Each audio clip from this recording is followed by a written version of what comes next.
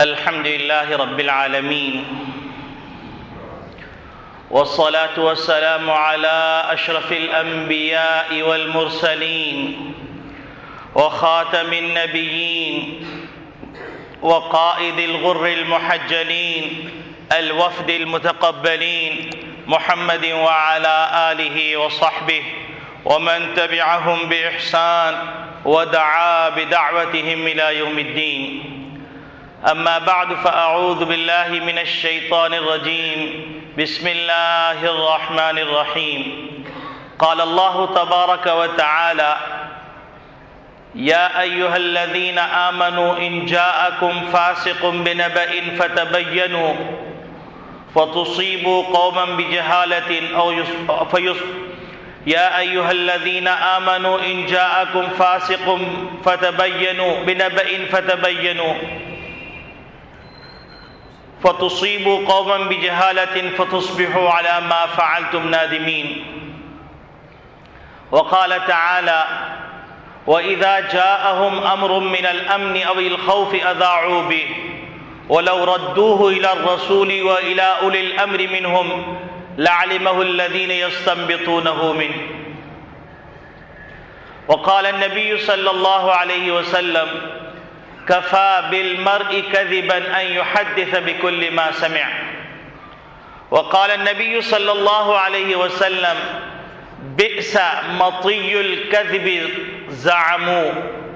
وقال النبي صلى الله عليه وسلم: إذا أصبح ابن آدم فإن الأعضاء كلها تكفر اللسان فتقول اتق الله فينا فإن استقمت استقمنا، او كما قال علیہ الصلاۃ والسلام.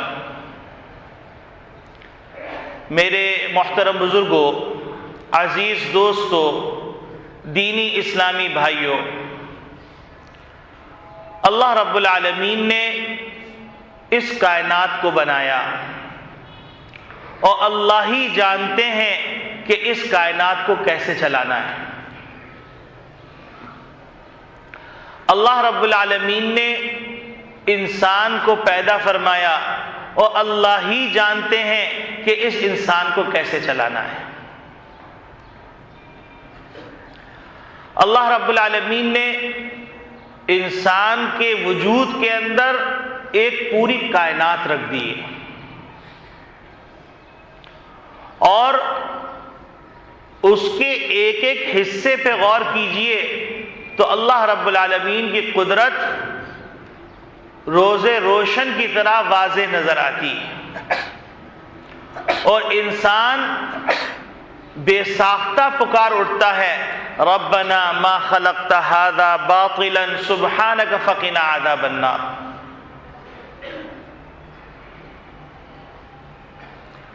انسان کے دل میں ایک خیال آیا. دل ایک پرزہ ہے، اس نے ایک خواہش کی اور یہ میسج گیا سیٹلائٹ دماغ کو، اور دماغ نے میسج دیا دنیا کے ٹاور زبان کو، اور زبان نے دل اور دماغ کی ترجمانی کرتے ہوئے بات سامنے والے کو ڈیلیور کر دی، اور اس میں چند ساعتیں لگیں. یہ پرزہ اللہ رب العالمین نے، یہ پورا نظام اللہ رب العالمین نے بن مانگے عطا کر دیا،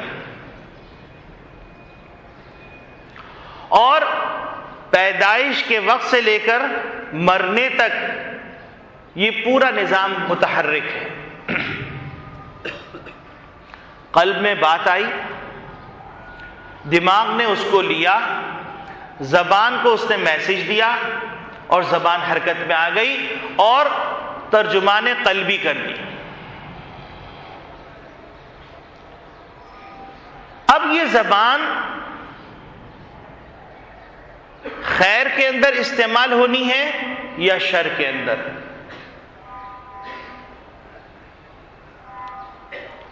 اور اس زبان کی کتنی اہمیت ہے اس کا اندازہ اس بات سے لگایا جا سکتا ہے کہ یہ زبان حرکت میں آئی کلمے لا الہ الا اللہ کہا تو دنیا آخرت اور دین سب کے خیر کے فیصلے ہو گئے. کلمے کفر کہا تو خسرت دنیا والآخرہ، دونوں چیزیں تباہ ہو گئی.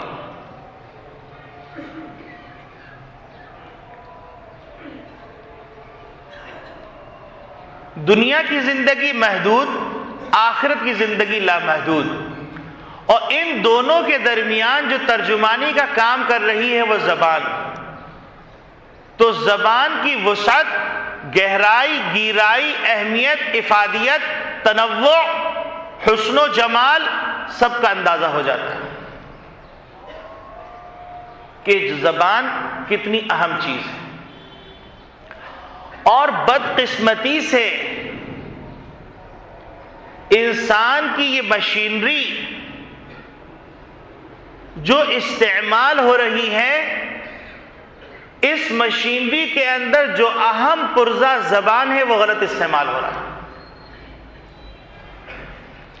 جس کے نتیجے کے اندر وہ زمین جس کو اللہ رب العالمین نے نعمتیں اپنے بندوں کو دینے کے لیے بنایا تھا، امن کا گہوارہ بنانے کے لیے بنایا تھا، جس زمین کو اللہ رب العالمین نے اس لیے سجایا تھا کہ اللہ رب العالمین نے اعلان فرما دیا تھا انی جاعل فی الارض خلیفہ، کہ ہماری دنیا اور آخرت اور پوری کائنات پہ بادشاہت ہے، اور دنیا پہ بادشاہت کا نظارہ کرنے کے لیے، اس کی ترجمانی کرنے کے لیے ہم بنی آدم کو بھیج رہے ہیں جو ہمارا خلیفہ ہوگا اور جو ہمارے احکامات کو لوگوں کو پڑھ پڑھ کے سنائے گا. یا ایھا الذین آمنوا کہہ کہہ کر، یا ایھا الناس کہہ کہہ کر، یا عبادی الذین اسرفوا کہہ کہہ کر مخاطب کر کر کے ہم کو، ہمارے بندوں کو ہم سے ملائے گا. یہ اس لیے دنیا بنائی. اور اس پورے جسم کے اندر ایک ایسا عظیم نظام رکھا زبان، قلب اور دماغ کا کہ جس کے نتیجے کے اندر ساری چیزیں متحرک ہوتی. دل میں خیال آیا، زبان سے پہلے دماغ نے اس کو لیا، زبان نے حکم دیا، اب ساری مشینری متحرک ہو گئی کہ اگر وہ باس ہے تو اس نے کہہ دیا کہ فلاں کام کرنا ہے، تو اب گاڑیاں بھی روڈ پہ بھاگ رہی ہیں، لوگ بھی روڈ پہ بھاگ رہے ہیں، فائلیں بھی کھل رہی ہیں، کمپیوٹر بھی آن ہو رہے ہیں. ایک زبان نے پورے نظام کو متحرک کر دیا. یہ اللہ کا عجیب غریب نظام. یہی وجہ ہے کہ اللہ رب العالمین نے باضابطہ طور پر وَفِي أَنفُسِكُمْ أَفَلَا تُبْصِرُونَ کہہ کے خطاب فرمایا کہ تم اپنی ذات میں غور نہیں کرتے. آفاقی آیات دیکھنے کے بجائے انفسی آیات پہ غور کرو گے تو تم پکار اٹھو گے اللہ. اس پوری کائنات کا نظام چلانے والا ایک اللہ ہے جو صمد ہے، لم یلد ہے ولم یولد ہے ولم یکن لہ کفوا احد ہے، حی قیوم ہے، لا تأخذہ سنۃ ولا نوم ہے، لہ ما فی السماوات وما فی الارض ہے، من ذا الذی یشفع عندہ الا باذنہ، جس کی صفت ہے یعلم ما بین ایدیہم وما خلفہم، جس کے علم کی وسعت ہے یعلم ما بین ایدیہم وما خلفہم، ولا یحیطون بشیء من علمہ الا بما شاء وسع کرسیہ السماوات والارض، جس کا نظام ولا یؤودہ حفظہما وہو العلی العظیم، جس کی طاقت ہے، جس کی انرجی.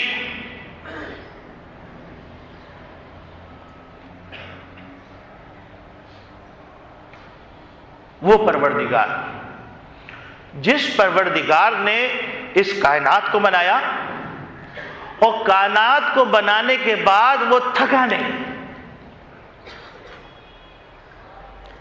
اور جس پروردگار نے جس چیز کا ارادہ کیا اذا اراد شیئا ان یقول له کن فیکون، ہو گئی.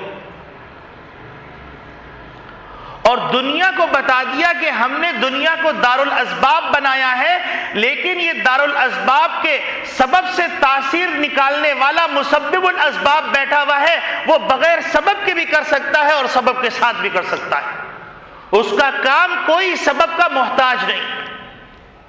عیسیٰ ابن مریم کو بغیر سبب کے پیدا کر دیا اور آگ کو بغیر سبب کے گل گلزار بنا دیا۔ اس طرح کے مختلف نمونے دکھا کر بتلا دیا کہ مت بھولنا کہ تمہارا خالق ایک ہے، اور یاد دلا دیا کہ اس وقت کے وعدے کو نہ بھولنا جب تمام ارواح کو جمع کر کے ہم نے کہا تھا الست بربکم، تم دنیا میں بھی نہیں آئے تھے، ہم نے سوال کیا تھا اپنی قدرت کے بارے میں، اپنی ربوبیت کے بارے میں، اپنی وحدانیت کے بارے میں، تو تم نے بیک زبان ہو کے کہا تھا، کیا کہا تھا؟ الست بربکم قالوا بلا۔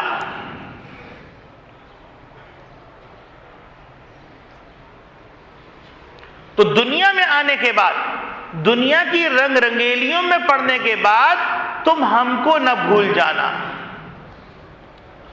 اور دنیا کو دارالاسباب بنا کر، دنیا کو دارالاسباب بنا کر اسباب کے اندر تاثیر رکھ کر اور اسباب سے تاثیر نکال کر ہم نے تم کو بتلا دیا کہ جب ہم چاہیں گے تو اسباب میں تاثیر ڈال دیں گے، اور جب چاہیں گے اسباب سے تاثیر نکال لیں گے، اور بغیر سبب کے وہ کر کے دکھا دیں گے جو تم سوچ بھی نہیں سکتے۔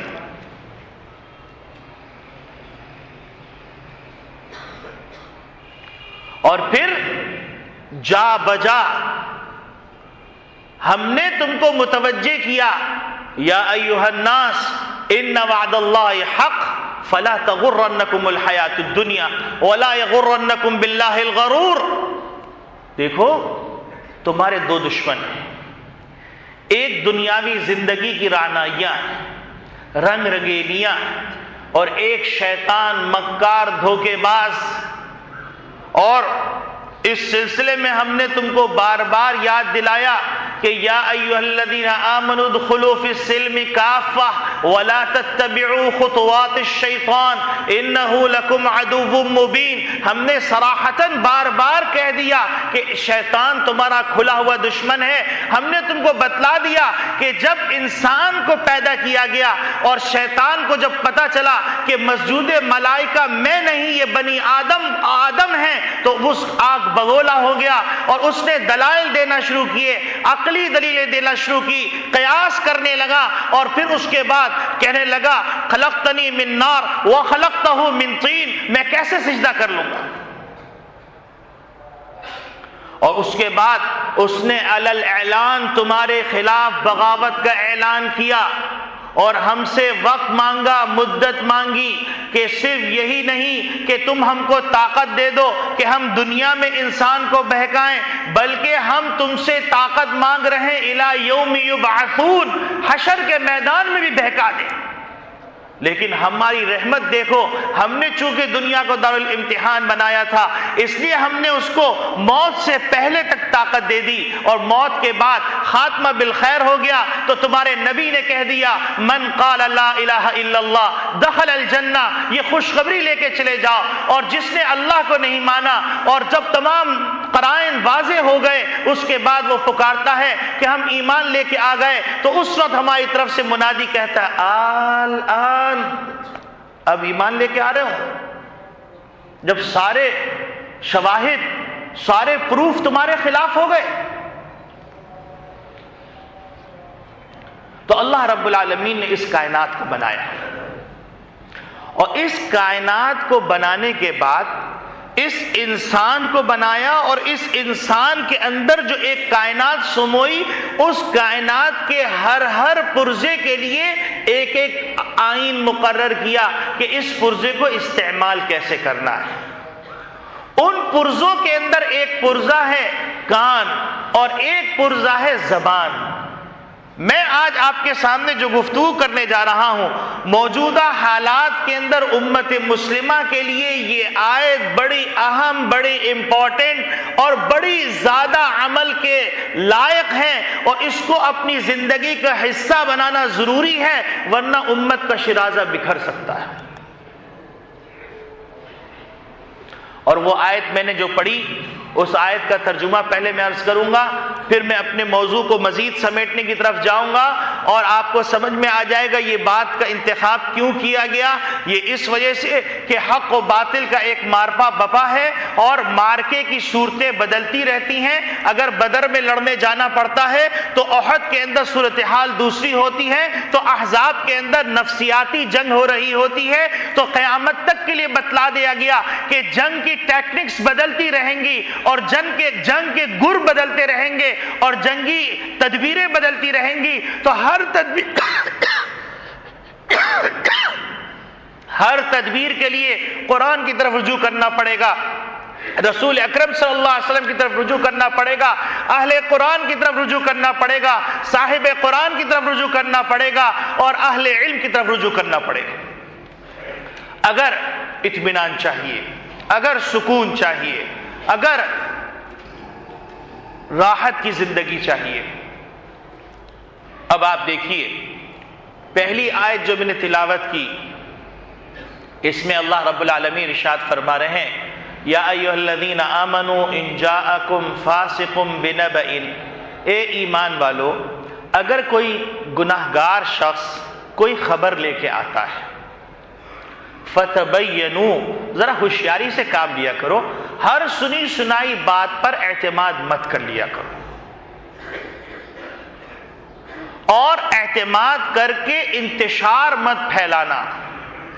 اس وقت پروپیگنڈے کی دنیا ہے، اور جرمنی کے فلسفی کے مطابق کہ جھوٹ اس کثرت سے بولو کہ سچ کا گمان ہونے لگے، اس کے اوپر پوری دنیا کاربند ہے۔ سارے ذرائع ابلاغ، سارا میڈیا، تمام وہ وسائل جس کے ذریعے سے ایک میسج کسی تک پہنچ سکتا ہے، سب اس بات پر کاربند ہے کہ جھوٹ اس کثرت سے بولا جائے کہ جس کے نتیجے میں سچ کا گمان ہونے لگے۔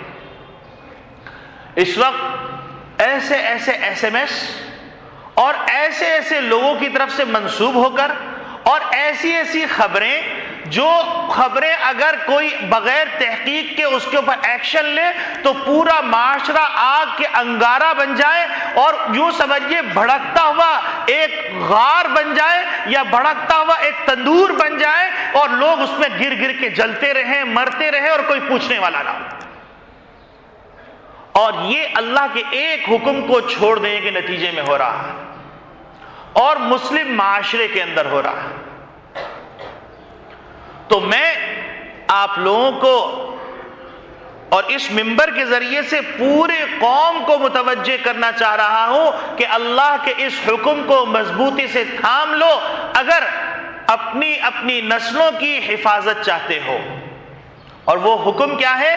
یا ایھا الذین آمنوا ان جاءکم فاسق بنبأ، اے ایمان والو اگر تمہارے پاس کوئی گناہگار شخص، فاسق شخص، نافرمان شخص کوئی بھی خبر لے کے آتا ہے، نبأ کے اندر نون تنوین جو ہے آپ تقلیل کا مان لیجئے، تعظیم کا مان لیجئے، یعنی معمولی سے معمولی خبر لے کے آتا ہے یا عظیم سے عظیم خبر لے کے آتا ہے، فتبینوا، ہوشیاری سے کام لو۔ کیوں ہوشیاری سے کام لو؟ فتصیبوا قوما بجہالۃ، کہیں ایسا نہ ہو کہ تم ناسمجھی میں، بے وقوفی کے اندر اور حماقت کے اندر کسی کو نقصان پہنچا دو، اور جب حقیقت حال تمہارے سامنے آئے فتصبحوا علی ما فعلتم نادمین، اپنے کیے ہوئے کرتوتوں میں ندامت اور شرمندگی کے آنسو بہاؤ اور آنسو بہانے کے لیے کچھ نہ رہے، کفے افسوس ملتے رہو اور ملتے ملتے تمہاری ہتھیلیاں چھل جائیں لیکن تمہیں کچھ حاصل نہ ہو۔ اس وقت آنے سے پہلے اپنے کریکٹر کو، اپنے کردار کو، اپنے گفتار کو، اپنے سخن کو درست کر لو۔ یہ اللہ کا ایک حکم ہے۔ یہ حکم کس پس منظر میں نازل ہوا، اس پس منظر کو سامنے رکھیے تو اس وقت کی صورتحال پہ اس کا انطباق جب کریں گے تو آپ کو سمجھ میں آ جائے گا کہ اللہ رب العالمین کا یہ کلام مجید ہر زمانے کے ہر فرد کے لیے ایک مشعل راہ ہے اور ہر واقعے کے اندر رہنمائی کرتا ہے، لیکن فراست ایمانی کی نگاہ سے دیکھا جائے تو ہوا یہ کہ بنو مستلق ایک قبیلہ تھا. اس قبیلے کے ایک سردار تھے حارث بن ضرار رضی اللہ تعالی عنہ، جن کی صاحبزادی ہیں حضرت جویریہ بن حارث رضی اللہ تعالی عنہا، جو امہات المومنین میں سے. حضرت حارث بن ضرار رضی اللہ تعالیٰ عنہ نے اسلام قبول فرمایا اور نبی کریم صلی اللہ علیہ وسلم سے پوچھا کہ اے اللہ کے رسول آپ کیا حکم فرماتے ہیں؟ تو نبی کریم صلی اللہ علیہ وسلم نے فرمایا نماز کے قائم کرنے کا اور زکوٰۃ دینے کا. تو حارث بن ضرار رضی اللہ تعالیٰ نے فرمایا کہ اے اللہ کے رسول میں اپنے قبیلے بنو مستلق میں جاؤں گا، لوگوں کو سمجھاؤں گا اور ان لوگوں کو اس بات پر آمادہ کروں گا. آمادہ کرنے کے بعد ایک تاریخ متعین فرمائی کہ اس تاریخ کے اندر آپ اپنا نمائندہ بھیجیے گا، وہ نمائندہ آئے گا ہمارے پاس اور ہم جو زکوٰۃ جمع کی ہوئی ہوگی ہم اس نمائندے کو دے دیں گے، وہ آپ کی خدمت میں پیش کر دے گا.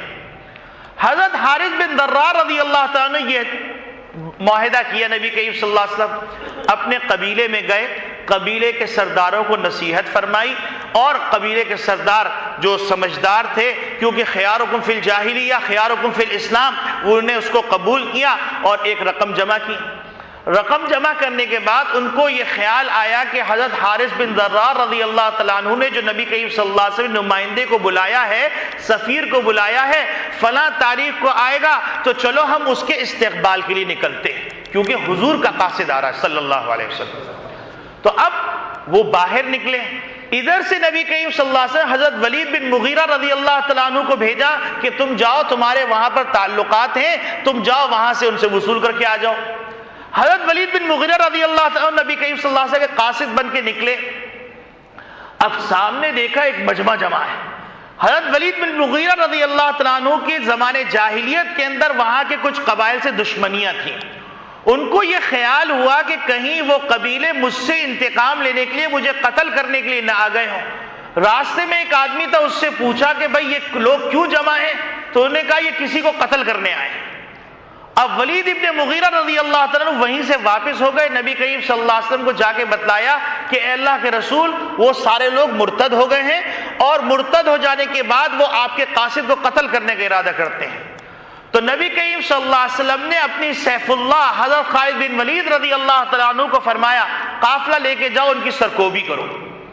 اب قافلہ لے کے وہاں پر روانہ ہوئے.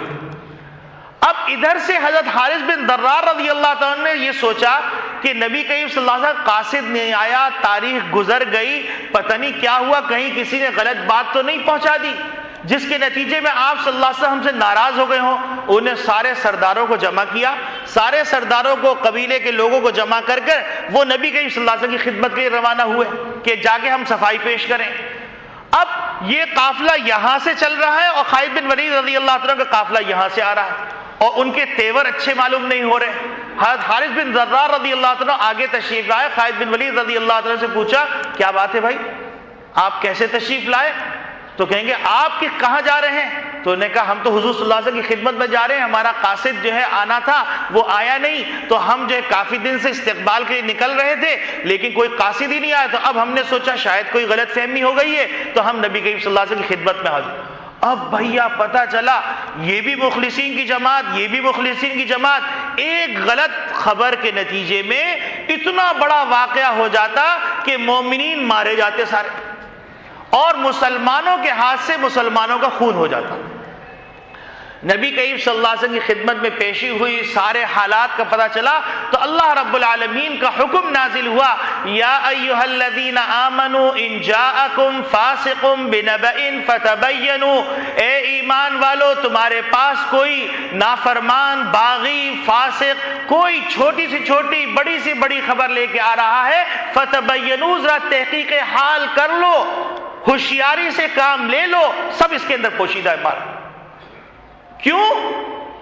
فَتُصِيبُوا قَوْمًا بِجَهَالَةٍ، تم ناسمجھی میں کسی قوم کو تکلیف پہنچا دو گے، فَتُصْبِحُوا عَلَى مَا فَعَلْتُمْ نَادِمِينَ، اور اپنے کیے پہ ندام اور شرمندگی کے آنسو بہانے لگو گے لیکن فائدہ کچھ نہیں ہوگا. تو قیامت تک کے لیے اللہ رب العالمین نے یہ قانون بنا دیا کہ کان اور زبان کے استعمال کا طریقہ یہ ہے کہ بغیر تحقیق کے بات سنی ہوئی زبان تک مت لے کے آؤ، اور زبان سے اس وقت تک بات نہ نکالو جب تک کہ کان میں پڑھی ہوئی بات اس کی تحقیق نہ ہو جائے۔ آج آپ دیکھیے شہر میں کوئی واقعہ ہو رہا ہے، چینلوں کے ایک بازار لگا ہوا ہے، ہر چینل چاہ رہا ہے کہ ایک دوسرے سے آگے بڑھ جائیں اور باقاعدہ ریکارڈ کروایا جاتا، سب سے پہلے خبر ہم نے نشر کی، یہ پوائنٹ اسکور کیا جا رہا ہے۔ اس سے سروکار نہیں ہے کہ اس وقت امت کا کتنا بیڑا غرق ہو رہا ہے۔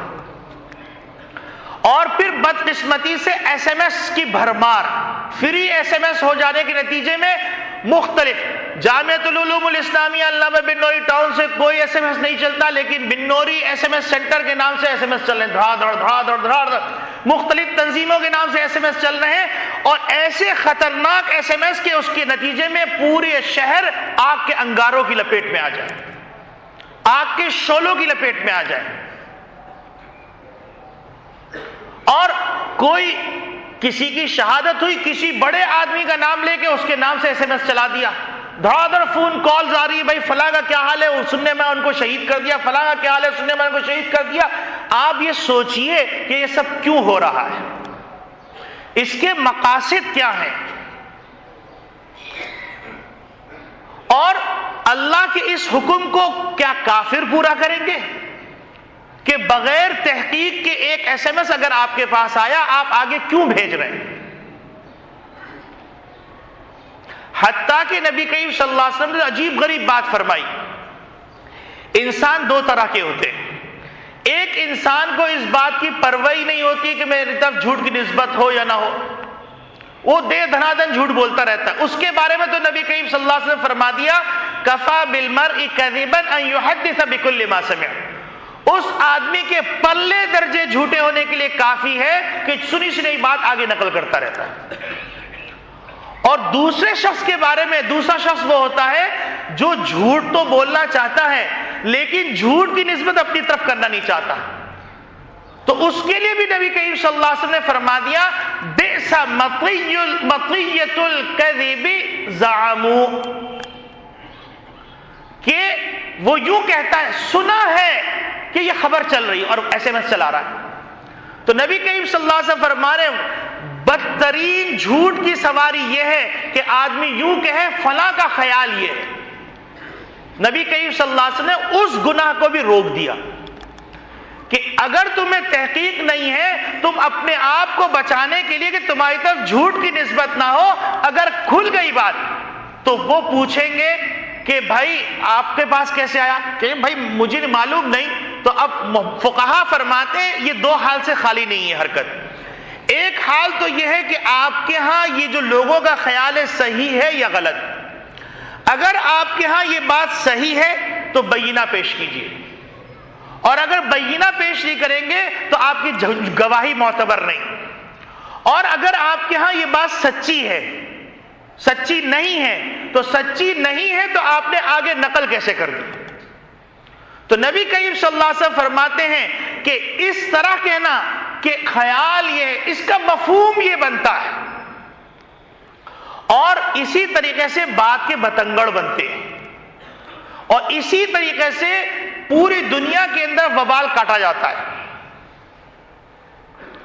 اور ہم یہ سمجھ رہے ہیں کہ میڈیا شرعی حدود کا پابند نہیں ہو سکتا۔ قرآن کے اوپر غور کیجیے تو سمجھ میں آ جائے گا کہ میڈیا کی شرعی حیثیت تو میں نہیں بیان کر رہا، لیکن میڈیا کی ذمہ داری، چاہے وہ اخبار کی صورت میں میڈیا استعمال ہو رہا ہو ذرائع ابلاغ کے اندر، چاہے وہ رسالوں کی صورت میں استعمال ہو رہا ہو، چاہے وہ ایس ایم ایس کی صورت میں استعمال ہو رہا ہو، چاہے وہ سیٹلائٹ کے ذریعے سے کسی بھی طریقے سے استعمال ہو رہا ہو، یہ سب لوگوں کے لیے خطاب ہے قرآن کریم کا، اپنی ذمہ داری کو نہ بھولو، اور یاد رکھو کہ جھوٹ بولنے والے کے بارے میں نبی کریم صلی اللہ علیہ وسلم فرمایا یہ منافق ہے، اور منافق کے بارے میں فرمایا ان المنافقین فی الدرک الاسفل من النار، کہ منافقین کی جماعت جہنم کے سب سے نچلے درجے کے اندر ہوگی، فیصلہ کر لو کون بن کے جینا ہے، منافق بن کے جینا ہے یا مسلمان بن کے جینا ہے؟ مسلمان بن کے جینا ہے تو اس مشینری کو اس کے بنانے والے خالق کائنات کے قوانین کے مطابق استعمال کرنا پڑے گا. یہ کان کی مشینری کو اسی کے مطابق استعمال کرنا پڑے گا، آنکھ کی مشینری کو اسی کے مطابق استعمال کرنا پڑے گا. لوگ کہتے ہیں جدید وسائل کا حل نہیں ہے. قرآن پکار پکار کے کہہ رہا ہے کہ تم پڑھ کے تو دیکھو، افلا یتدبرون القرآن افلا یتدبرون القرآن. قرآن میں غور نہیں کرتے کیا؟ شترے بے مہار کی طرح بھاگے چلے جا رہے ہیں، اور یہ خیال نہیں ہے کہ اوپر سے خالق کائنات سب چیزیں دیکھ رہا ہے، جو علیم بذات الصدور ہے، جو دلوں کے بھیدوں کو جانتا ہے.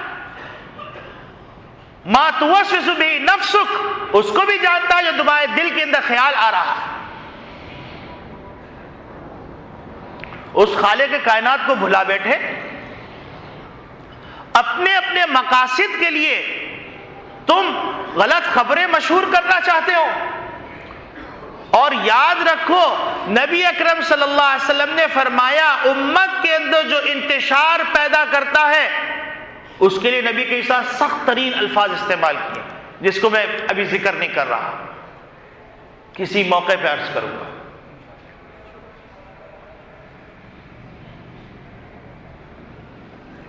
اسی طریقے سے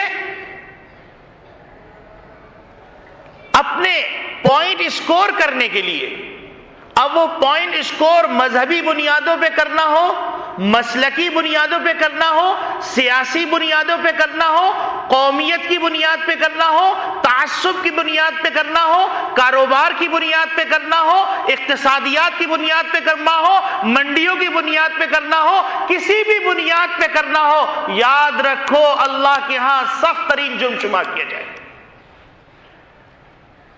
جھوٹے پروپیگنڈے کی اجازت نہیں.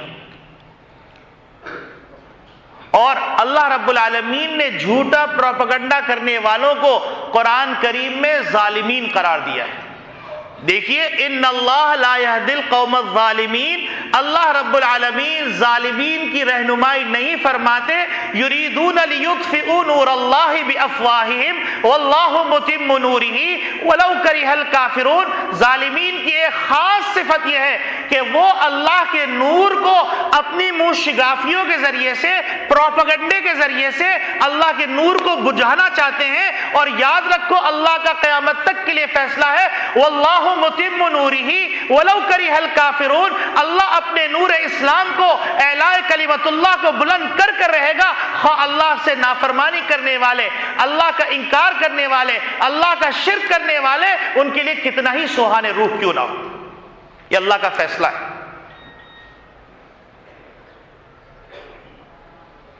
پروپیگنڈا ایک فن بن گیا، اور جو جتنا جھوٹ بول سکتا ہے اتنا بہترین سیلز مین ہے.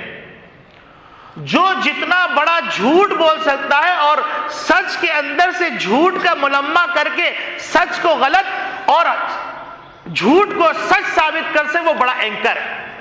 اس کے ریٹ زیادہ ہے، اس کی قیمت لگتی ہے.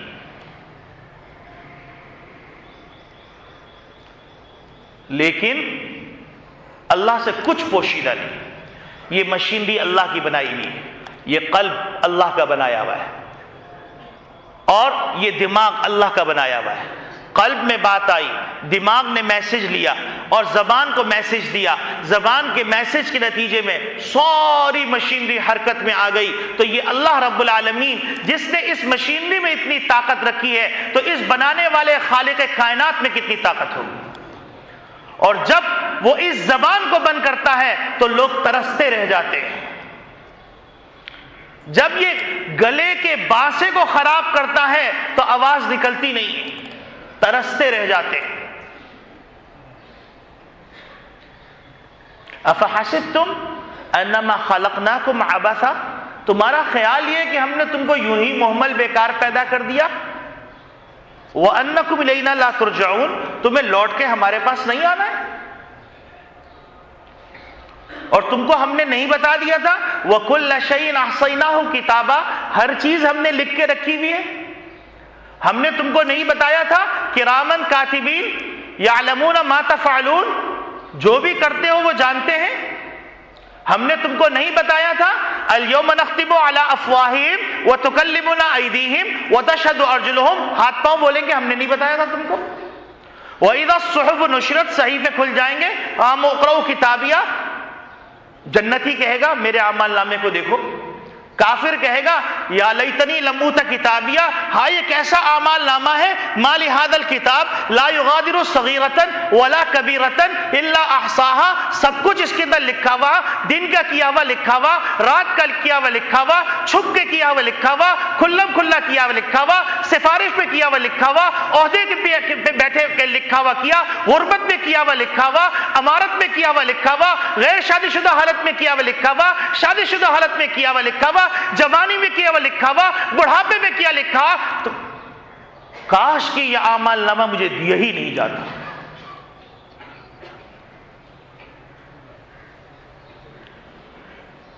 اس دن کو بھول گئے جس دن کے بارے میں اللہ رب العالمین نے کہا تھا یوم یفر المرء من اخیہ وامہ وابیہ وصاحبتہ وبنیہ، اس دن کو بھول گئے۔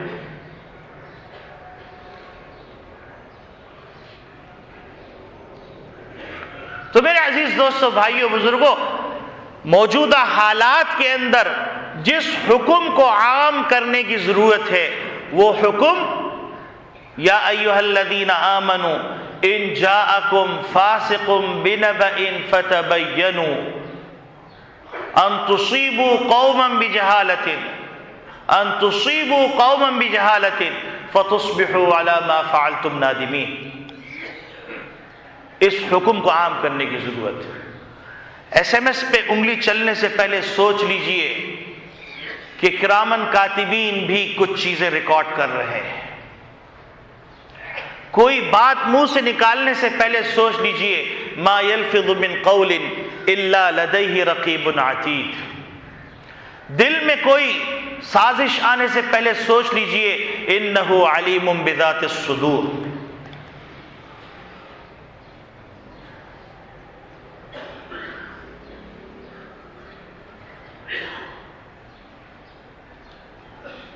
آنکھوں سے کوئی چیز دیکھنے سے پہلے سوچ لیجئے لا تدرکہ الابصار وہو یدرک الابصار وہو اللطیف الخبیر۔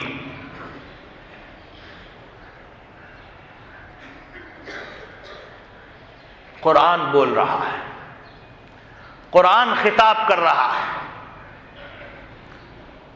پوری انسانیت کو خطاب کر رہا ہے، اور اللہ چاہتا ہے کہ یہ انسانیت ایک ذمہ دار معاشرتی زندگی گزارے، لا ابالی زندگی سے توبہ کر لے، غیر ذمہ دارانہ کلام سے توبہ کر لے، اور دوسری جگہ اللہ رب العالمین ایک اور بات کی طرف متوجہ فرماتے ہیں کہ منافقین کی ایک جماعت تھی، اس کا کام تھا پروپیگنڈا بنانا، اور مدینہ طیبہ کے اندر آئے دن کوئی نہ کوئی پروپیگنڈا پھیلا دیتے، مسلمان پریشان ہو جاتے۔ تو اللہ رب العالمین نے چونکہ قیامت تک ایسا ہونا تھا، ایک قرآن میں حکم نازل فرما دیا، اور قیامت تک کے لیے انسانوں کے لیے یہ دستور بنا دیا، دفعہ بنا دیا، قانون بنا دیا کہ دیکھو تم کو اس پہ عمل کرنا ہے۔ وَإِذَا جَاءَهُمْ أَمْرٌ مِّنَ الْأَمْنِ أَوِ الْخَوْفِ أَذَاعُوا بِهِ۔ منافقین کا کردار یہ ہے کہ حالت امن ہو یا حالت جنگ ہو، کوئی بھی بات آتی ہے اس کو پورے عالم میں مشہور کر دیتے ہیں۔ اس وقت ذمہ دار معاشرے کا کردار کیا ہونا چاہیے؟ اس وقت ذمہ دار مسلمانوں کا کردار کیا ہونا چاہیے؟ وَلَوْ رَدُّوهُ، ان کو چاہیے کہ یہ خبر قرآن اور حدیث کی کسوٹی پہ تولے، وَلَوْ رَدُّوهُ إِلَى الرَّسُولِ، اور وَإِلَىٰ أُولِي الْأَمْرِ مِنْهُمْ، ان میں جو ذمہ دار علماء اکرام ہیں، جو قائدین ہیں، جو بھی کسی قسم کی ذمہ داری اپنے سر پہ اپنے کاندھے پہ رکھتے ہیں، ان کی طرف خبر کو لے کے جائیں. لَعَلِمَهُ الَّذِينَ يَسْتَنبِطُونَهُ مِنْهُ، کیونکہ ان کے اندر استعداد ہے صحیح اور غلط کی تمیز کرنے کی. تو اب اگر ان سے تصدیق ہو جاتی ہے تو اس کے بعد اس خبر کو آگے لے کے جاؤ، ورنہ اس خبر کو وہیں پر پھینک دو. کیونکہ اب کل جیسے حضرت عبداللہ ابن عمر رضی اللہ تعالیٰ عنہما کا ایک جملہ میں یہاں پر نقل کر دینا برمحل سمجھتا ہوں کہ ان کے سامنے ایک شخص حجاج بن یوسف کے اوپر بہت سارے بہتان لگا رہا تھا. عبداللہ ابن عمر رضی اللہ تعالیٰ عنہما نے فرمایا بے شک حجاج بن یوسف کے بہت سارے گناہ ہیں، اس نے بہت سے علماء کو قتل کیا ہے، لیکن یاد رکھو اس کے ان گناہوں کی وجہ سے یہ نہ سمجھو کہ تم کو بہتان لگانے کی اجازت ہے. اگر قاتلین کے صف کے اندر حجاج بن یوسف کھڑا ہوگا اور مقتولین اس سے حساب مانگ رہے ہوں گے تو یاد رکھو حجاج پر جن لوگوں نے بہتان لگایا ہوگا، حجاج ان کا گریبان پکڑ کے کھڑا ہوگا کہ اے پروردگار عالم، یہ بات ان لوگوں نے میری طرف منسوب کی ہے، میں اس سے بری ہوں، مجھے بھی میرا صلہ دلوائیے. تو میرے عزیز دوستو بھائیو، بغض کے اندر اندھا نہیں ہو جانا ہے. یہ ہے اعتدال کا راستہ، یہ ہے امن کا راستہ، یہ ہے ہمارے اکابرین کا راستہ.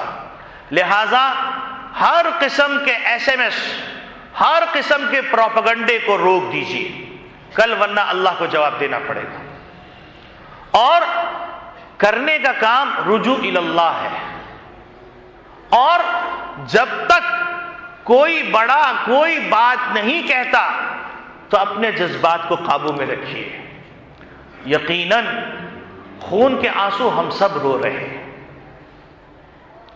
اس وقت کو یاد کیجئے کہ جب صلح حدیبیہ ہو گئی تھی اور صحابی زنجیروں میں جکڑے ہوئے آ رہے ہیں اور رو رہے ہیں اور کہہ رہے ہیں کہ میں واپس جانا نہیں چاہتا ہوں، اور نبی کریم صلی اللہ علیہ وسلم اس معاہدے کی پاسداری فرما رہے ہیں، تو اللہ رب العالمین نے کہا کہ میری قدرت کو پہچاننا ہے تو تم دیکھو کہ ہم خیر سے شر کو کیسے نکالتے ہیں اور شر سے خیر کو کیسے نکالتے ہیں، مردے کو زندہ کیسے کرتے ہیں، زندے کے پیٹ سے مردہ کو کیسے نکالتے ہیں.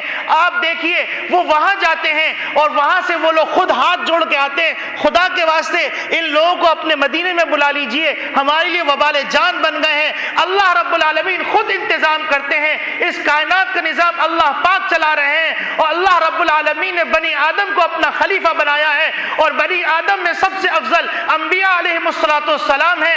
انبیاء علیہم السلام کے وارث علماء اکرام ہیں.